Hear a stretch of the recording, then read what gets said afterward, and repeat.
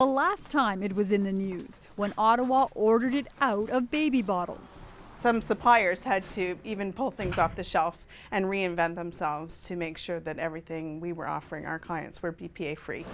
So now baby bottles must be BPA free, but there are no restrictions on anything else. That means there's still BPA in plastic food containers, lining food cans, and now it turns out there's also BPA in the urine of almost every Canadian man, woman, and child. In the first ever survey of BPA exposure, Statistics Canada found bisphenol A in 91% of the 5,600 Canadians tested. And because the chemical only stays in the body for 6 hours, the report states these data suggest continual and widespread exposure to BPA.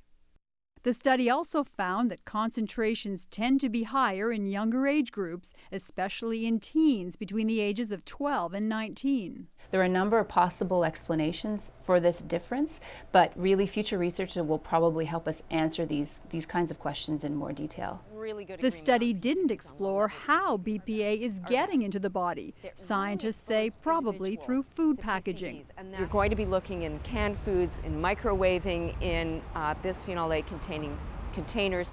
Another thing the study doesn't say, whether the BPA exposure levels are dangerous. There are no official guidelines because no one is sure. We still don't know, despite the 4,000 and plus studies that have been done on bisphenol A, what the health effects are. And let's exhale. In animal studies, low-level exposure early in life affects brain development and behavior. And because BPA can mimic estrogen, there are concerns about a potential cancer risk. Some experts say if Ottawa was concerned enough to take it out of baby bottles, they should also be worried about fetal exposure.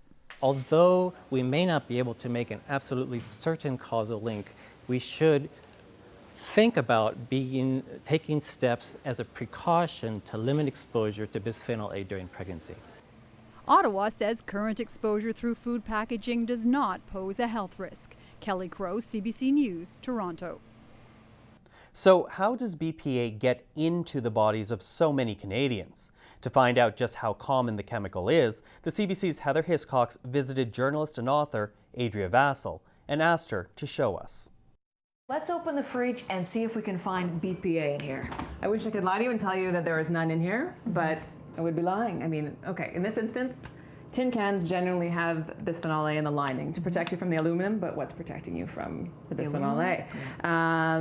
Now, in this case, it's an organic brand that offers bisphenol A free beans and so on, but not all their products are bisphenol A free, and you can't tell from the label. You have to call the company to find out. Really? So even organic does not mean no BPA necessarily. That's right. Even organic doesn't mean no BPA, and unfortunately, that is a problem. Now, this is a source we've been hearing about more in recent years, but what people don't realize that even a nice, inert, non-leaching product like glass, well, it's got BPA in the lining.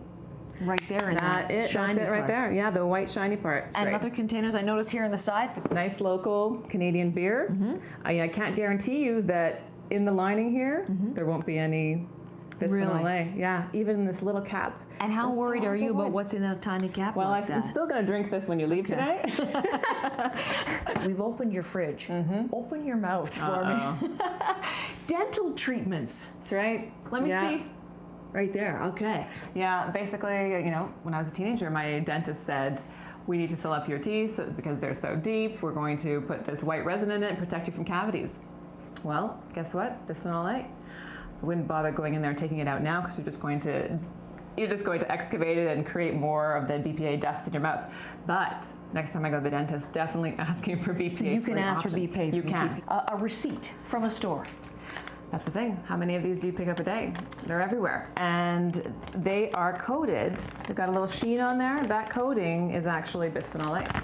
So, you know, you're handling the receipt, then maybe licking your fingers after you had a fudgesicle on a hot summer day or something.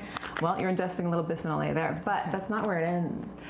Whenever you put this in the recycling bin, it ends up in recycled products like this or a recycled pizza box or whatnot. And so that is the bigger problem in my opinion, because this ends up being this and we use these, all the time. Sure. And this is actually responsible for, a good amount of bisphenol A contamination downstream in our sewage system. Really? Not a good From a thing. receipt, recycle things into toilet paper That's right. down That's the right. line. And that sewage sludge then gets put on farmers' fields all over the world, including in North America, including Canada. Farmers are spreading that sludge on food products, and On goes the cycle. On goes the cycle. So when You're you say you ingesting it. can't escape it, it should just be gone from all consumer products. The feds have already banned it from baby bottles, but kids, okay, maybe they're not drinking that beer, but they are drinking, all kinds of products or eating all kinds of products that come in cans and glass jars and, many things that contain bisphenol A. And if we want to reduce their exposure, we've got to cut it out from all food sources now. The chemical industry disagrees. It still says BPA is safe.